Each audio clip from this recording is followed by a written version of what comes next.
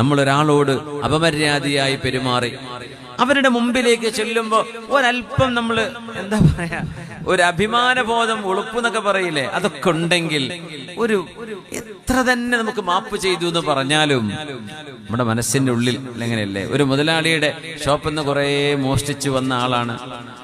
മുതലാളി അത് അറിഞ്ഞും ചെയ്തു, മുതലാളി ഇത് പൊരുത്തപ്പെട്ടു കൊടുത്തു. എന്നാലും മുതലാളിന്റെ മുമ്പൊക്കെ വരുമ്പോ പടച്ചോനെ ഞാൻ പൊക്കിയതൊക്കെ മുമ്പർക്ക് അറിയാലോ അല്ലേ എന്ന് ഉള്ളിന്റെ ഉള്ളിലൊരു തോന്നല് വരുമല്ലോ. മഹാന്മാര് പറയും, അള്ളാന്റെ മുമ്പിൽ അള്ളാഹുവിനോട് തൗബ ചെയ്ത് മടങ്ങിയാലും ആ ഒരു തോന്നല് നമുക്ക് അള്ളാന്റെ മുമ്പിൽ വരൂലേ, വരണ്ടേ.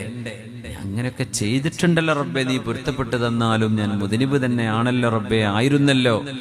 ആ ഒരു സങ്കടം അതാലോചിക്കുമ്പോ തെറ്റുകൾ ചെയ്യാതിരിക്കാനുള്ള പ്രേരണ അങ്ങനെയാണ്. എനിക്ക് അള്ളാഹു എന്റെ തെറ്റുകൾ റമദാന് കൊണ്ടോ ഉംറ കൊണ്ടോ ഹജ്ജ് കൊണ്ടോ തൗബ കൊണ്ടോ ഒക്കെ അള്ളാഹു പുറത്തു തന്നാലും അള്ളാഹുവിന്റെ ജനാബുൽ ഹക്കിനോട് യോജിക്കാത്ത വിധം ഞാനൊരു സൂഉൽ അദബ് കേട് കാണിച്ചു പോയിട്ടുണ്ടല്ലോ എന്നൊരു തോന്നല് വരുമല്ലോ. അത് വല്ലാത്തൊരു ജാള്യതയാണ്.